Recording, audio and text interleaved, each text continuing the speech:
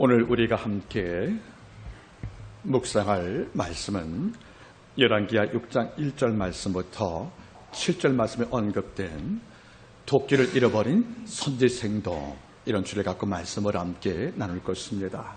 무엇이 도끼며 이 도끼를 나는 혹시 잃어버리지 않는가, 이 도끼를 찾기 위해서 무엇이 필요한가, 이런 세 가지 관점에서 도끼를 잃어버린 사람들, 이런 제목을 갖고 주의 말씀을 함께 나누겠습니다.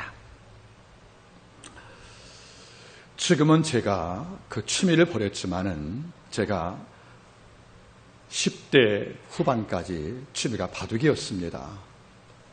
아마 꽤 실력이 있습니다. 아마 중3 때 제가 아마 3단이었으니까 아마 그 당시 나이 갖고는 바둑을 두어서 진 적은 거의 없다고 생각을 합니다. 이런데 고등학교 올라가부터 너무나 많은 시간을 빼앗기고 바둑이 한번 치고 나면 마음이 너무 상한 거예요. 그래서 감정 방어가 안 돼서 제가 이런 감정 낭비가 너무 심해서 바둑만 치는 것이 아니라 네 가지더라고요. 그래서 어느 순간부터 너무 싸움에 치열된 이 바둑을 제가 손을 놓고 다음에 음악으로 제 길을 바꿨습니다. 여러분 혹시 바둑을 좋아하십니까? 개 바둑이 말고요, 바둑이요. 혹시 바둑을 두는 분이 계십니까, 여기? 그렇습니까? 예. 바둑을 두고 있는데, 이런 바둑의 위력 혹시 알지요? 예, 바둑이 언제 된 것은 기원전 약 2300년이니까 중국 역사의 요순시대입니다. 그 임금 요순에게 그 아들이 있었는데, 이름이 단조하고 상교입니다. 이런데 이 상경과 단조 이 두 아들이 너무도 여러분들 어리석고 너무 생활이 방정하지 못한 거예요. 그래서 아버지 요순 임금이 아들 단조와 상균 두 아들에게 바둑을 가르칩니다. 이걸 통해서 싸우는 법, 또는 피하는 법들, 또는 집을 짓는 법들, 또는 내 속의 술을 감추는 법들, 이걸 배워서 성군 되기 위한 목적을 갖고 요순 임금이 썼다는 것이 바로 중국의 박물지에 나오는 글입니다. 이런데 다른 학설도 있는 거예요. 농경 사회였던 중국 사회에서 바둑을 만든 이유는 하늘의 별자리 움직임을 알기 위해서 하늘의 별자리를 이 바둑판에 옮겨서 이치를 정했다는 의미로 나왔다고 생각을 합니다. 여러분 어떤 의견인지 중요하지 않습니다. 다만 지금 바둑은 굉장히 중요한 인기 스포츠인데 놀라운 게 있습니다. 바둑은 보통 프로에서 초단부터 9단까지 있지 않습니까? 이 단마다 명칭이 있는 거예요. 다시 말하면 초단, 1단, 2단, 3단 부르는 것이 아니라 초단은 뭘로 부릅니까? 수졸 이렇게 부릅니다. 2단은 뭐라 부르죠 여러분들? 약우라고 불러요. 3단은 뭡니까 여러분들? 투력이라고 불러요. 4단은 뭐죠 여러분들? 소교라고 부릅니다. 6단은 뭡니까? 용지라고 부르는 거예요. 7단은 구체라고 부릅니다. 8단은 좌시예요. 9단은 바로 입신이 되는 것입니다. 이게 무슨 말이냐? 단절로 그 사람의 수를 평가하는 거예요. 여러분들 초단이 1단이 뭐라고요? 따라하겠습니까? 수졸. 이게 어떤 말이냐면 반드시 자기 몸 하나 지킨다 그런 말이에요. 그러니까 초단 실력이 뭡니까? 싸움에서 이기지 못하고요. 나만 지키는 거 수졸. 그러니까 나 하나 반드시 지킨다 바로 수졸이거든요. 이러니까 초단은 뭡니까? 함부로 싼 걸지 말라는 거예요. 몸만 간시키니까. 2단은 뭐죠? 약우라고 그래요. 어리석은데 약간 지혜를 갖췄다는 거예요. 그러니까 2단쯤 되면 100마리 실수하다가 한 마리 똑똑한 말 하는 거예요.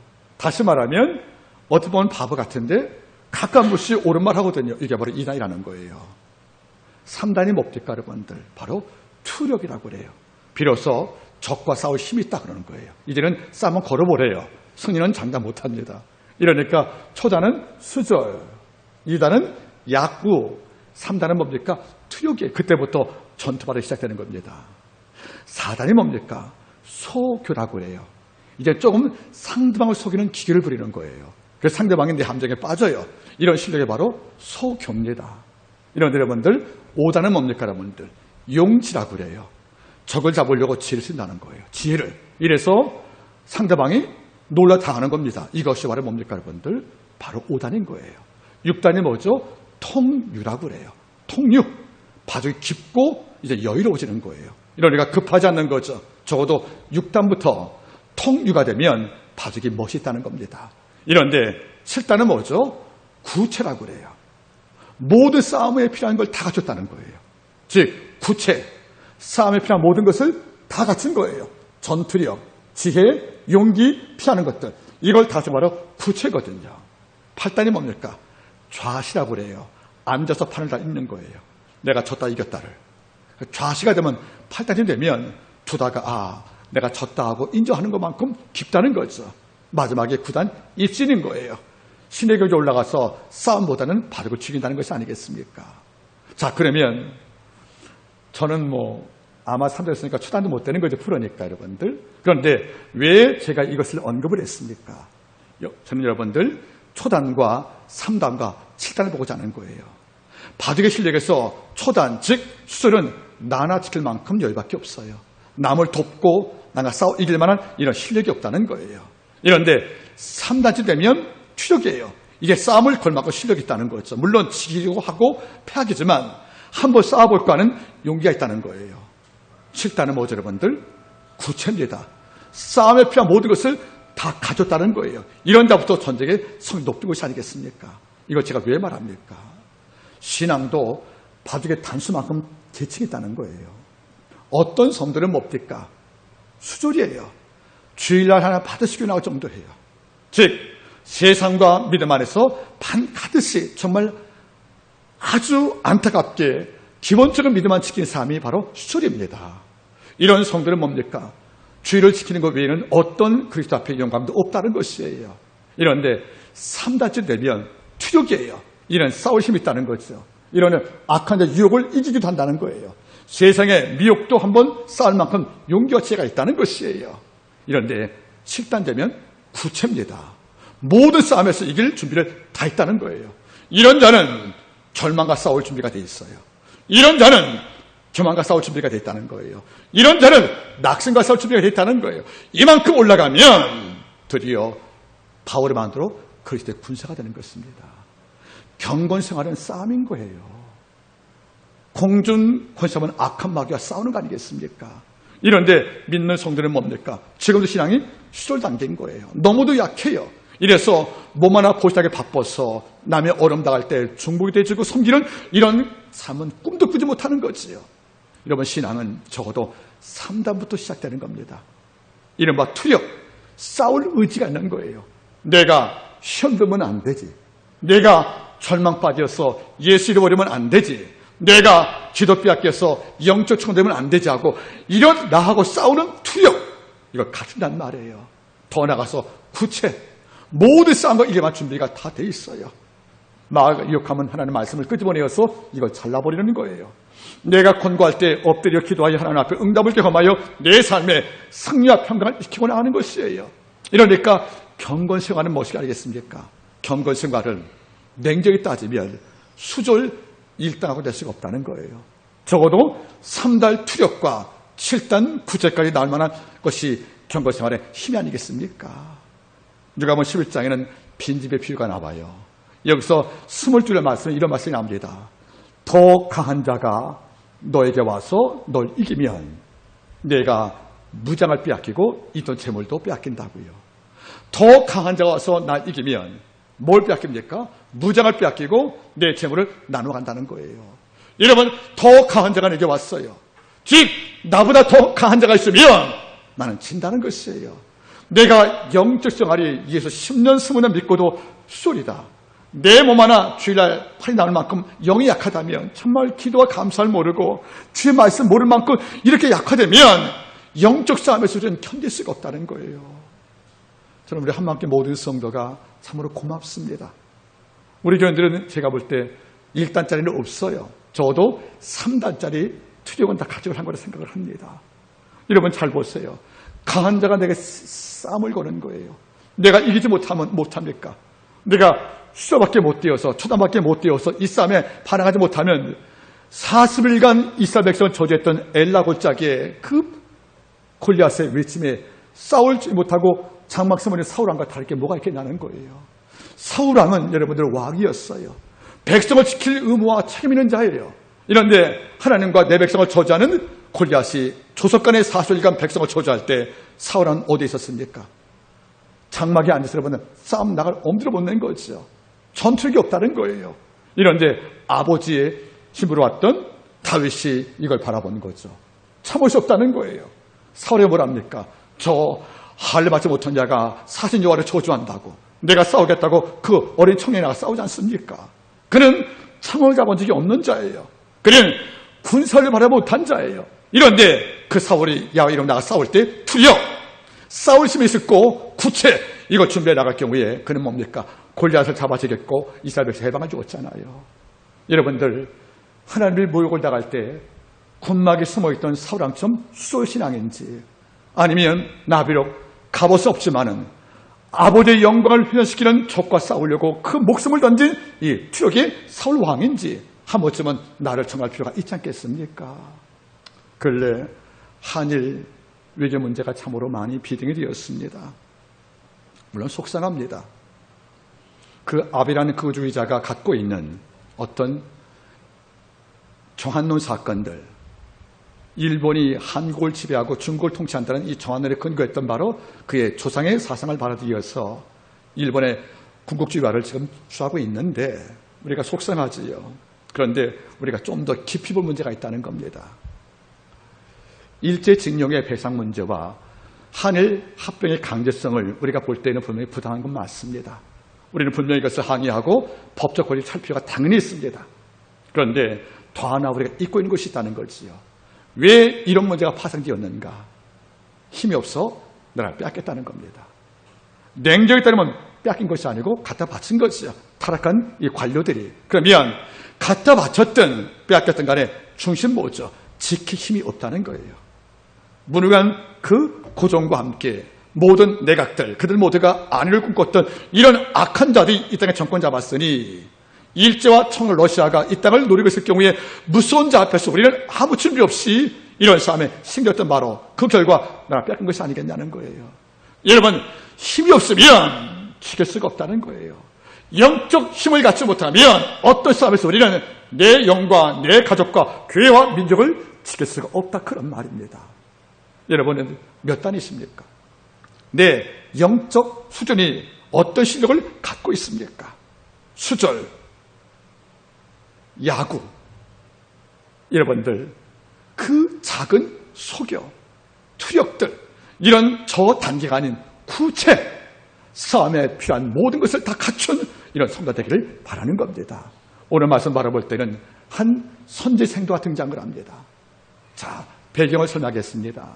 지금은 그 당시의 왕은 요아스 왕이고요. 그 당시 북쪽에 활동한 예언자가 바로 엘리사입니다. 엘리야가 돌아가셨고 이제 그 이후에 엘리사가 그 사명을 이어서 북쪽의 말씀을 증거하고 사는데, 그 당시에 엘리사는 무엇이 들어왔냐면 엘리야 당시에 북쪽을 지배했던 아방이 있잖아요. 아방의 종교는 뭐죠? 바알 종교란 말이에요. 이것은 그 안에 이세벨이 시돈 땅에서 결혼하고 올 때에 바알 종교를 끌어왔고 이 아방이 이걸 국교화시켜서 이걸 관장을 했거든요. 이러니까 아합의 녹을 먹는, 국가의 녹을 먹는 바알과 그 안에 아사 예언자의 그 신을 경배하는 예언자가 850명이 상주했다는 거잖아요. 이러면 다시 말하면 아합 궁조 속에 850명의 여호와 신앙을 대적하는 아합의 선지자와 이세벨 선지자가 850명이 거주했고, 이것을 뭡니까? 아방이 키우고 권장했다는 거예요. 국가의 녹을 먹고 성장하는 그 예언자가 여호와를 대적하는 무리가 있다는 거지요. 이걸 볼 때 엘리야는 엄청나게 싸웠습니다. 사명 완수하지 못하고 그는 엘리사에게 그 일을 위임하고 이따가 떠나가신 거예요. 그리고 엘리사가 드디어 예언자가 되었습니다. 이런데 그 당시에 여러분들, 아합 당시에 남쪽 왕 여호사밧 왕이 아합과 갈등을 피하려고 남북 화해라는 미명 아래서 드디어 내 아들 여호람과 북쪽 아합의 딸 아달랴와 결혼시켜서 아하스를 낳은 거예요. 여호와 아샤를 낳은 거예요, 여러분들. 이걸 통해서 나라가 더 어려워진 거예요. 이런 과정에서 엘리사는 너무도 마음이 속상했습니다. 그래서 예언자가 칼 들고 싸우는 군사가 아니니까 그는 하나님의 말씀의 후을 위해서 드디어 곳곳에 학교를 세웠다는 거예요. 이른바 선지학교입니다. 신학교를. 그 장소가 세 곳이에요. 길괄, 베델, 여리고. 이 세 곳에 여러분들 학교가 있는 겁니다. 다시 말하면 바알을 경비하는 영적 무리가 그 땅을 통치했고, 여호와를 믿던 예언자는 모두 숨어 있고, 이러니까 이 땅에 점점 뭡니까? 영지를 빼앗긴 거예요. 우상들한테. 이와 싸우자니 엘리사는 군사가 없습니다. 그래서 이스라엘 민족을 회복시키기 위해서 그는 뭘 결심했냐면, 하나님 말씀에 부흥을 한번 일으켜보자. 그래서 뜻 있는 젊은 모아다가 말씀을 가르치는 선지학교를 세웠다는 겁니다. 오늘 말하면 신학교가 되지 않겠습니까? 이것이 그런데 한 군데가 아니었어요. 성경을 바라볼 때는 세 군데입니다. 한번 따라하겠습니까? 여리고, 메델, 길갈. 이 세 곳 세울 때에 많은 아이들이 와서 드디어 말씀을 피워서 미래 희망이 보였다는 거예요. 이런데 너무나 많이 온 거예요. 너무나 많이 와서 장소가 좁았어요. 왜 그러냐면 그 당시엔 선지학교가 여러분들 숙소가 있었거든요. 기숙사가. 그러니까 강의실만 있으면 큰 문제가 없는데 와서 기숙하잖아요. 이러니까 뭐냐, 공간이 학생들이 많이 밀려오면 장소가 부족한 겁니다. 이러니까 확장할 필요가 있다는 것이 아니겠습니까? 이런 것이 바로 이 사건의 발단인 것입니다. 자, 말씀 보겠습니까? 6장 1절. 선지자의 생도가 엘리사에게 이르되, 보소서 우리가 당신과 함께 거할 것이 우리에게는 좁으니 이제 많이 왔다는 거죠. 숙소가 좁다는 겁니다. 2절. 우리가 어디를 가서 요단으로 가서 거기서 각각 한 제목을 취하여 그곳에 우리의 거할 처소를 세우사이다 하고 이렇게 부탁했다는 거지요. 자, 신학교는 세 곳이었습니다. 메델, 길갈, 여리고. 근데 숙소가 적으니까 어디입니까? 요단강 근처가 여러분들 수풀이 많아요. 예레미야 말씀 보니까 사자가 나올 만큼. 그러니까 나무가 큰 나무 많으니까 여기서 나무를 타다가 그곳에 뭘 쓰겠다는 것입니까? 기숙사를 또는 학교를. 그러니까 넓게 말하면 네 번째 학교가 되는 것이고요. 좁게 말하면 학교를 세 군데일 것이고 우리의 선생님의 숙소를 만드는 거 아니겠습니까? 여러분 잘못된 게 아니잖아요. 이러니까 엘리사가 가라 했다는 거죠. 그래, 한번 가서 나무 잘라 집을 지어봐라 이렇게 부탁을 하는 거예요. 여기는 문제가 없습니다. 왜냐하면 얼마나 여호와의 부흥을 삼했던 젊은 종들의 심장이 뜨거워서 하나님을 배우려고 몰려왔을까. 이게 즐거운 거예요. 저는 이 본볼 때문에 마음이 참 무겁답니다. 사실은 저는 신학교 선생으로서 총 강의를 32년 했습니다. 32년을. 지금 나가는 학교는 제가 24년째 하고 있습니다. 그런데 제가 젊을 때 강의할 때 신학교가 300~400명 모인 거예요. 한 학교에. 제가 용산 서울시학 강의할 때는 처음 강의할 때 12명이었습니다. 8년 만에 200명이 늘었거든요. 전 너무도 행복했습니다. 그때 제가 강의를 하루에 4시간씩 뭐 4일 갔으니까 그때는 뭐 강의를 이것저것 다 한 거예요. 월요일날에 여러분들 해석학, 화요일날은 뭐 교회학, 휴일날에 실천신학들, 뭐 그걸 다 맡아 우리마다 여러분들에게 전체로 쓰임받은 것이 아니겠습니까? 교수가 없었으니까. 그런데 지금 나간 학교가 여러분들 처음 갈 때가 그 숫자가 한 100명이 넘었습니다. 이번 학기 여러분들 22명입니다. 물론 많은 이유가 있을 거예요. 학교 행정 운영들. 하지만 또 하나 이유가 뭐겠습니까? 하나님께 피 묻은 십자가의 길을 살고 하는 뜨거운 심장을 가진 신학생들이 더 이상 전같이 많지 않다는 거예요. 즉 예수 믿지만은 복음의 최전선에서 악과 싸울 만한 이런 죄종되기 위한 이런 결심을 가진 젊은이가 많다는 것도 거의 이유가 하나 아니겠냐 그런 말이에요. 오늘 말씀 뭐라겠습니까? 여기가 좁으니 얼마나 밀려왔으면 여기가 좁으니 이건 하나님의 민족을 세우기 위한 이 땅에서 우상을 척결하고 야훼 종교를 세우자 꿈꿨던 이런 뜨거운 심장을 가진 젊은이가 많이 왔다는 것이에요. 저는 이런 시대가 이 땅에도 왔으면 참 좋겠습니다. 정말 젊은 청년들이 새벽을 지키고 그리고 젊은 청년이 산에 올라가서 기도하면서 이 민족을 통치하는 황금신과 쾌락신을 추방할 만한 이런 뜨거운 심장을 간직한 이런 선생님들 많았으면 좋겠다는 것을 마음에 꿈꾸고 있다는 것입니다. 여기가 너무 좁으니 참 이 말에 마음에 감동이 됩니다. 이 순간 엘사가 너무도 마음이 기뻤다는 거예요. 이렇게 많이 왔구나. 그래서 가자, 한번 가라고 말씀할 때 그들이 뭐라 했습니까? 6장 2절 우리가 요단으로 가서 거기서 각각 한 제목을 취하여 그것에 우리의 거할 처소를 세우사이다. 엘리사가 가로되 가라 이제 허락을 합니다. 그러니까 3절 보세요. 그 하나가 즉 선지생도 하나가 가로되 청컨대 당신도 종들과 함께 하소서. 엘리사가 가로되 내가 가리라 하고 드디어 저와 함께 가니라. 무리가 요단에 이르러 나무를 베더니. 여러분 잘 보세요. 그래 가서 허락한데 하는 말이 뭐죠? 같이 가주십시오. 여러분 참 놀랍잖아요. 엘리사가 뭐 직관입니까? 땅을 바라보게? 목수 아니잖아요. 도끼를 다치는 이런 일꾼 아니거든요. 그냥 예언자, 쉽게 말해 학교 선생님이세요. 예언자. 이런데 제자가 뭐라고 그래요? 같이 갔으면 좋겠다고 그래 모시고 가잖아요. 여러분 왜 그럴까요? 엘리사를 왜 그 장소까지 모시기를 원했겠습니까? 우리가 알지만 말하기 좀 꺼려지죠. 그렇죠? 맞는 말이에요. 여러분 생각이 맞아요. 예언자와 크고 작은 문제를 항상 통행했다는 거예요. 일이 큰이든 작은이든 간에 하나님을 아는 그 종과 함께 동행하기를 기뻐했다는 거 아니겠습니까? 그건 왜 그러는 것입니까? 필요할 때 그분의 지혜가 필요했고 그분의 지도가 필요했고 그분의 위로가 필요했던 걸 알기 때문에 나무를 베고 건축을 지는 이 일에는 사실 예언자가 필요 없는 거예요. 이건 영적 일이 아니기 때문에 그건 건축공사, 토목공사 아니겠습니까? 이런데 같이 가자고 왜 청구했냐는 거예요. 믿는 성도는 마찬가지인 거예요. 내 일이 큰 일과 작은 일 상관없이 성령 통행하심과 죄적의 통행을 기뻐하는 이런 마음을 함께 할 경우에 그 사람이 단단한 위로가 있는 것이 아니겠습니까? 마찬가지예요, 여러분들. 큰 일, 작은 일에 성령 개입이 필요한 거예요. 하나님 아버지요, 이 일은 제가 오늘 장사로 나갑니다.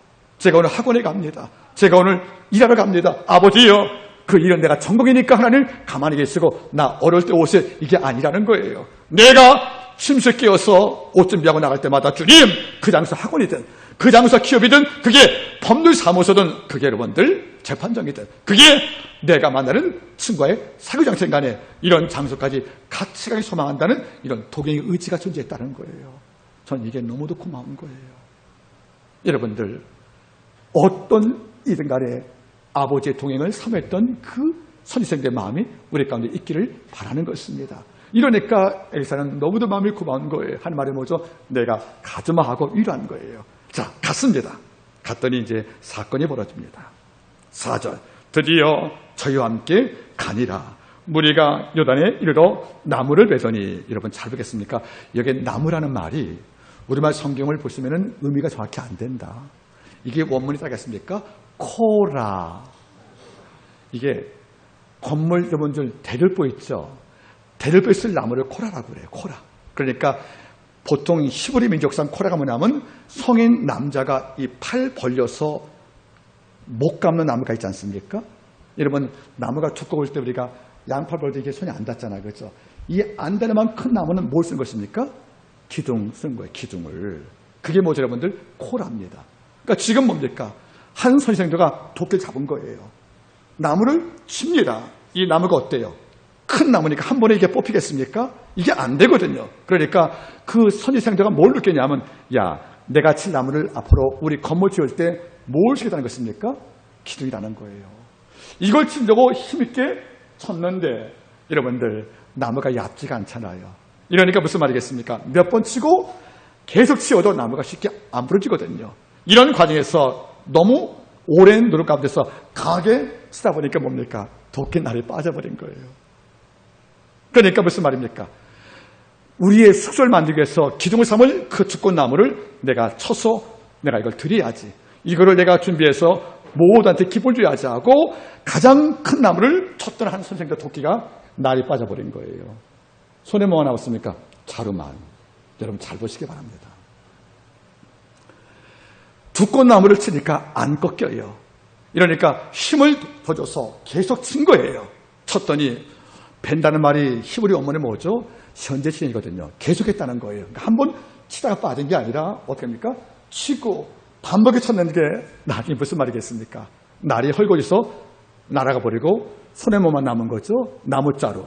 날은 연못에 빠져버린 거예요. 여러분 잘 보세요. 전 이걸 볼 때마다 의미가 두 가지예요. 하나는 나를 잃어버린 선지생도와 손에 뭘 잡았다는 것입니까? 나무자루만. 여러분 잘 보세요. 원래 도끼는 자루가 필요하고 날이 껴있는 거죠. 이게 무기가 된 거 아니겠습니까? 이걸로 나무를 자르는 거예요. 우리가 나무를 베고 어떤 나무를 자르는 이런 도구가 완결되려면 자루에 날이 견고히 껴있어야 되는 것입니다. 지금 뭐가 빠진 거예요? 날이 빠진 거죠. 그럼 뭐 만들고 있는 것입니까? 자루만. 이게 혹시 우리 모습 아니겠냐는 거예요. 믿는 성도가 성령 능력을 잃어버리고 형체만 남았어요. 정말 날이 살아있어야, 날이 붙어있어야 이것이 여러분들 공고 독을 따름인데, 이걸로 나무를 치는 것인데, 우리는 나무를 자를 만한 날을 없고 도끼 날 없이 뭐만 잡고 있는 것입니까? 도끼 자루만. 이러니까 뭐 하나 별 말씀이 없다는 거 아니겠습니까? 우리가 예수 믿으면서 기도를 잃어버리고 뭐만 나왔습니까? 기도해야 되는 데는 형식만 남았다는 거예요. 우리는 말씀과 찬미, 능력을 다 잃어버리고 손에 뭐만 갖고 있습니까? 날, 자루만. 우리는 뭐가 빠진 거예요? 도끼 날 없이 뭐만 잡고 있는 것입니까? 날만 잡고 있는 것이 아니라 남아있다는 거예요. 이러니까 무슨 말이겠습니까? 앞에 피할 나무 앞에서 우리는 어떤 힘도 쓸 수가 없다는 거예요. 여러분들 투력, 싸울 힘은커녕 구체, 싸울 모든 준비해서 도끼와 날을 준비할 필요인데 우리는 수절도 안 된다는 뜻이에요. 이게 안타깝다는 겁니다. 여러분 어때요? 교회로 오래 나온 것은 굉장히 복된 일이에요. 하나님 오래 섬겼으니까. 문제는 오래 나왔고 오래 믿었던 것이 물론 즐거움이 있지만 혹시 정말 필요한 도끼 날이 없이 나무밖에 없는 신앙이라면 우리는 뭡니까? 영적 분별도 없지요. 통찰도 없지요. 악을 분별할 지혜도 없지요. 이러니까 날카로운 날이 없는 거예요. 날카로운 날이 없어서 나만을 뵈지 못하고 그저 보고만 하라고 있는 이런 구약의 성도라면 이보다 슬픈 것이 어디 있겠습니까? 마태복음 25장은 종말장이잖아요. 그때 열천의 비유가 나오지요. 지혜로운 처제는 모함을 준비했습니까? 기름과 떡을 함께 준비했대요. 신랑이 늦게 와도 그런 염려가 없어요. 어떤 고민이 없어요. 이런데 지혜롭지 못한 처녀가 뭐만 준비하고 등은 준비하고 기름을 준비 못했다는 거죠. 여러분 기름 없는 등은 여러분은 밝힐 수가 없잖아요. 뭘 말씀하는 겁니까? 주가 마지막까지 올 때는 등만 필요한 것이 아니라 등을 피울 기름, 즉 생명이 필요한 거잖아요. 그게 성령이든 그게 말씀이든 상관이 없어요. 우리가 예수를 믿을 때 형식적인 종교 원칙은 다 알잖아요. 성찬식도 알고 신앙 고백도 알고 주기도문도 알고 우리 죄짓기도 알고 우리 예배할 줄도 알아요. 이 모든 것은 예수를 섬기는 방법이거든요. 이것은 냉정이 있다면 그 속에 생명이 없다면 감동과 감격과 충만이 없다면 우리는 도끼 자루만 붙잡고 나를 잃어버린 이 생도와 다를 게 없지 않겠습니까? 이건 우리한테 질문인 거예요. 여러분들 우리는 날카롭게 별이 된 날도 준비한 도끼를 갖고 있는지. 그래서 미혹이 오면 단번에 잘라버리고 미혹이 오면 단번에 부셔버리고 그리고 내 속에 게으름이 날 흔들고 있으면 이 도끼로 나를 못 박을 수 있는 이런 날름무이가 준비한다면 우리 슬프잖아요. 제가 어제 우리 어머님 80이셨답니다. 우리 권사님께서는 어제 우리 장로님하고 딸 경혜 씨를 보러 갔대요. 갔더니 두 분께서 말씀하더니 목사님께 안부 전하고 이렇게 하시더래요. 권사님 안부 전할게요. 어제 이제 갔는데 느낌이 하나 있는 거예요. 우리 조카애들이 이제 너무도 많잖아요, 여러분들. 많아가지고 그들이 하나님 80 맞이하고 다 식사 끝나고 왔는데 케이크를 자르고 제가 4일고 끝났는데 끝날 줄 알았어. 알고 봤더니 뭐 딸과 자식이 준비한 어떤 그 생일 선물 드렸지만은 그 뒤에 조카애들이 몇 명 빼놓고 다 봉투 준비한 건데 돈 버는 아이들이 거의 없던 거예요. 근데 그 돈을 준비했는데 액수가 소찬했어요. 알고 봤더니 할머니 80 맞이해서 준비했다는 거예요. 용돈 받은 것 꼬깃꼬깃 넣어가지고 준비해가지고 이걸 봉투 갖고 주고 있는데 제 마음이 너무도 기쁘고 제가 순간 기대했습니다. 나 60 때는 얼마 줄까? 할머니라고. 여러분 보세요, 여러분들. 현명한 나무꾼은 산에 올라가지 않을 때 노는 것이 아니고 도끼에 날을 갈고 있는 거예요. 현명한 어부는 조업하지 않을 때 그물을 캐고 있는 거예요. 우리가 위기 앞에서 도끼를 간다? 늦은 거예요. 우리가 고기 잡을 때 그물 그때 핀다? 안 되는 거예요. 우리는 고기 잡기 전에 나가 뵙기 전부터 미리 날카로운 여러분들 머리 올려놓고 치기도 하고 맷돌로 갈면서 또 셋돌로 갈면서 여러분들 별에서 이런 날카로운 이 날 준비한 도끼를 무장할 때 우리가 나에게 유혹과 미혹하고는 모든 나무를 벨말에 힘이 있는데 우리는 이것이 안 됐다는 겁니다. 그래서 뭡니까? 창고에 놨던 내 도끼가 녹서버린 거예요. 얼마나 기도하셨으면 기도가 녹서가지고 창고에 있네요. 얼마나 하나님의 말씀을 안 읽었으면 말씀이 녹서 창고에 그냥 방치가 되는 거예요. 이렇게 날도 무디고 날도 녹슬고 이런 날이 빨리 상처에서 자르만 불고 있다면 우리가 공중 거짓말 마귀와 싸울 때 어떻게 승리할 수 있겠습니까? 이러니까 마귀가 열등감 심어지면 그냥 죽어 사는 거예요.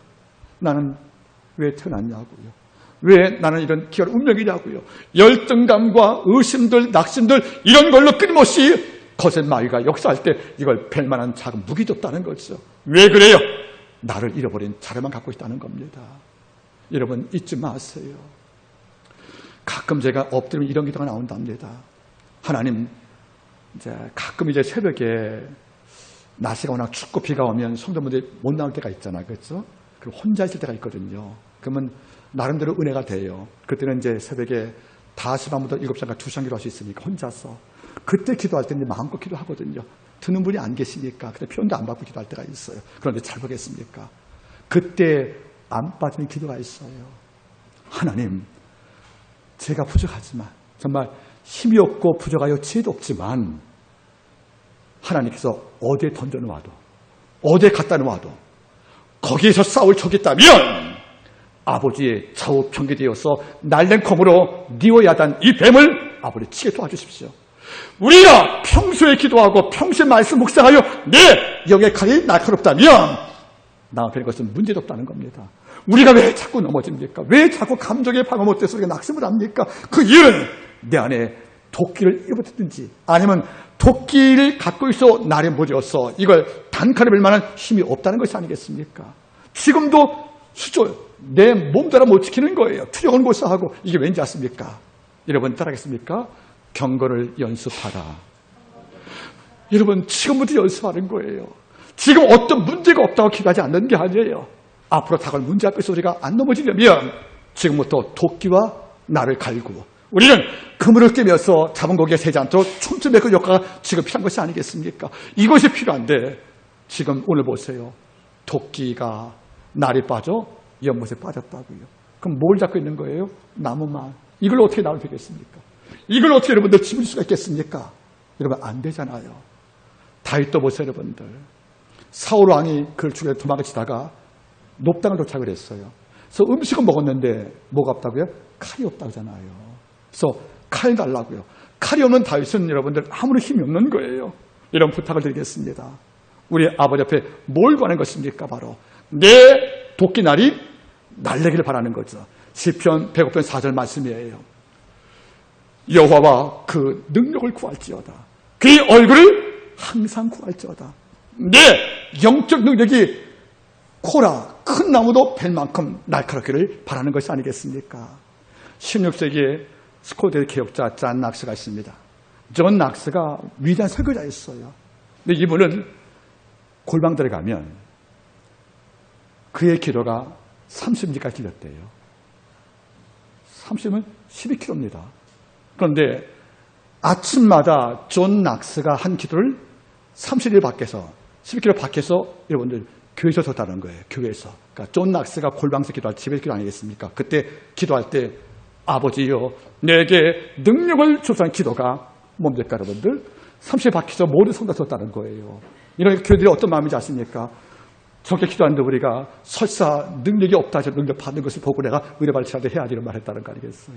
여러분 내게 여호와와 능력 구했던 존 낙스 기도가 창문 넘어 30밖까지가 들었다는 거 아니겠습니까? 얼마나 외쳤으면 마찬가지 여러분들. 여러분 알겠습니까? 여호와와 그 능력을 구할지어다. 항상 그 얼굴을 구할지어다. 시편 100편 4절 말씀이에요. 이건 우리에게 필요한 기도입니다. 우리의 경건달이 녹슬지 않도록. 이제는 이제 답이 없네요. 그래서 여러분들 5장, 6장 바라보세요.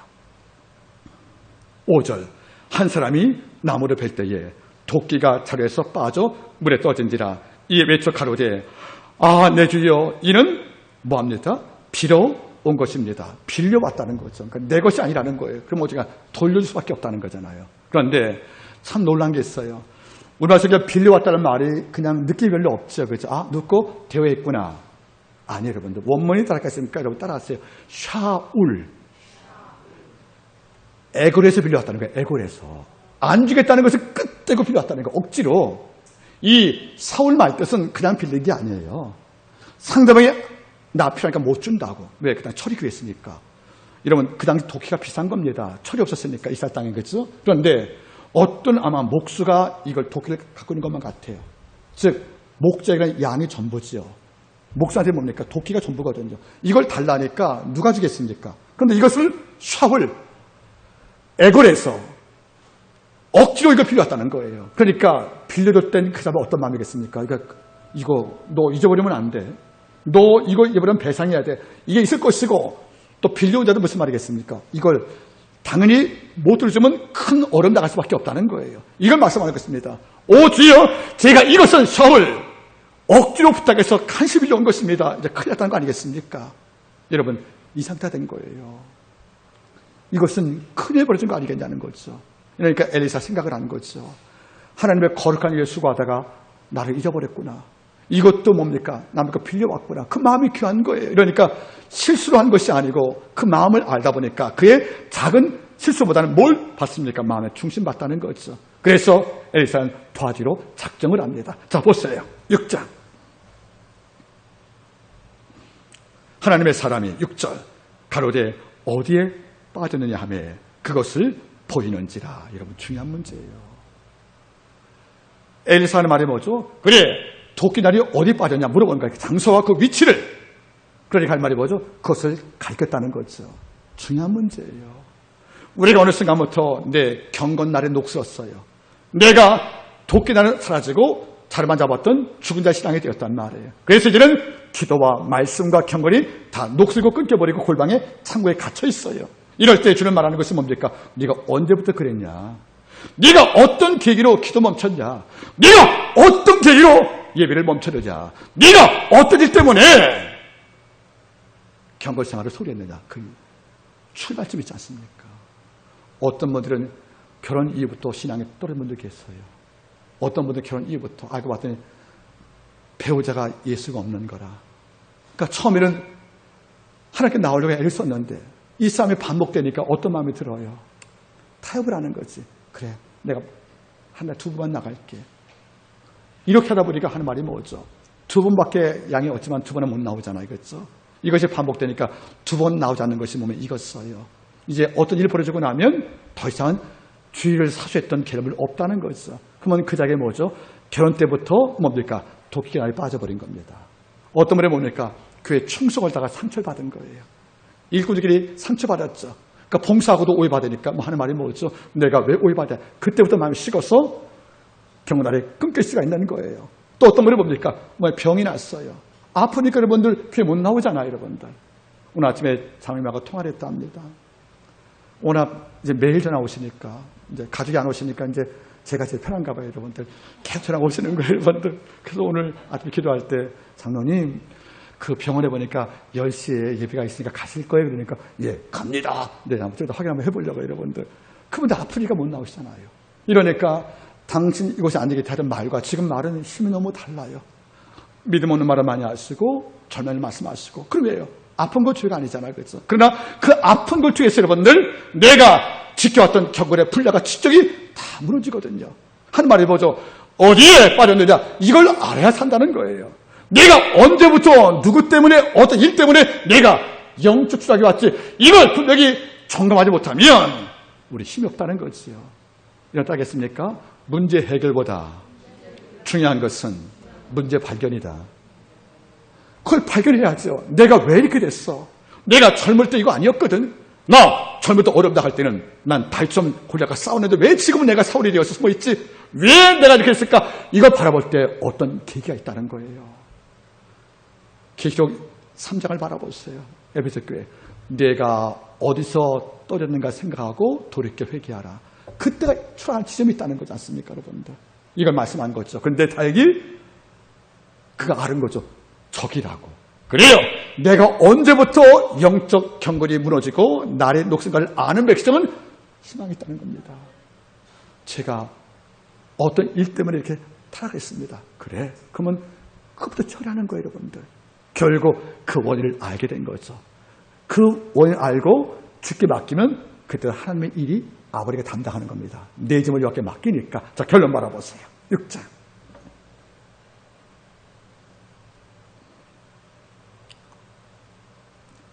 6절. 하나님의 사람이 가로되 어디에 빠졌냐 하며 그것을 보이는지라 엘리사가 나뭇가지를 베어 물에 던져서 도끼로 떠오르게 하고 가로되 너는 취하라. 그 사람 손을 내밀어 취하니라. 아멘. 나무를 잘랐대요. 여러분 여기서 실수하지 않길 바랍니다. 잘못된 영적 해석자물이 나무가 또 십자가라고 자꾸 그러시는데 그냥 나무예요, 여러분들. 나무를 또 말하면 뭐죠, 여러분들? 아버지의 신과 능력을 줬단 말이기 때문에 나무 자체 의미 주지 마세요. 거기다가 신발 던져도 떴을 겁니다, 도끼가, 여러분들. 그러니까 남의 초점 주지 마시고 이혼자에게 자기 짐을 다 맡기고 하나님께 충분히 섬기던 오늘 아픔을 주가 아실 때에는 그가 어떤 다양한 방법을 통해서도 우리 몸에 치유한다는 말이 이 교훈인 거예요. 그래서 도끼가 떠올랐대요. 쇠는 중력 무거우니까 떠오를 리가 없잖아. 배가 아니니까. 이런데 강바닥에 가라앉은 이 쇳덩어리가 나무 돌릴 때 나무 때 올라왔겠습니까? 그는 신뢰한 눈의 개입을 상징하는 거죠. 그 도끼가 물에 떠올랐다는 거예요. 전 이게 너무 놀라요. 우리는 한 번 빠진 쇳덩어리 안 떠오르잖아요. 이게 상식적 진리 아니겠습니까? 이런데 이걸 깨는 것이 아버지의 능력이에요. 우리가 문제 어려울 경우에 나 이미 죽었어. 내 문제 빠졌어 하고 마치 우리 삶을 강바닥에 가라져서 떠오지 못하는 날처럼 우리가 절망할 때 도저히 강 위로 올라갈 수 없는 바로 그 나를 올라가시어서 우리를 살려버린 하나님이라는 겁니다. 내 문제와 내 삶이 강벌에 간절 새가 되어서 이게 어떻게 떠올라? 이게 어떻게 해결돼? 이 내 문제가 어떻게 치료가 돼? 이렇게 강 아래에 묻혀버린 날처럼 우리가 절망을 이기하고 희망이 없다고 말할 때도 아버지가 그 쇳덩어리를 떠오르게 한다는 겁니다. 그게 아버지의 창조의 능력이라는 거예요. 우리는 말하지요. 어떻게 쇠가 떠오르냐고요. 하나님은 떠오르게 하십니다. 다시 따라하세요. 하나님은 휘어진 자로 직선을 긋는다. 말이 안 되잖아요. 휘어진 자로 직선을 긋습니까? 그게 하나님의 창조란 말이에요. 가래 쇳덩어리가 올라온다고요? 그거 안 되는 문제입니다. 이런데 도끼가 떴단 말이 무슨 말이겠습니까? 그게 창조의 능력을 말씀하는 거예요. 이걸 취하러 갈 때 취하니 그 생도의 다음 장면 다 뭐 했겠습니까? 다시 나무를 쳤겠죠. 그리고 그 나무가 뭡니까? 기둥이 됐겠죠. 그 나무가 내 방이 됐겠죠. 그리고 도끼를 돌려줬겠죠. 이런 마음을 우리가 해피엔딩이라는 겁니다. 잊지 마세요. 오늘 우리에게도 나도 모르게 잠시 도끼를 잃을 때가 있을 거예요. 그럴 때 여러분들 이게 어떻게 떠올라하고 찾아하지 마시고요. 이혼자에게 내가 언제 어디서 했다고 하나님께 직고할 때 아버지가 떠오르게 하실 때 우리는 이것을 취하는 것이고 우리가 산다 그런 말입니다. 말씀 맺겠습니다. 하나님은 이런 분이십니다. 하나님은 이렇게 지금도 역사한 걸 믿고 감사하기를 바라겠습니다. 기도하겠습니다.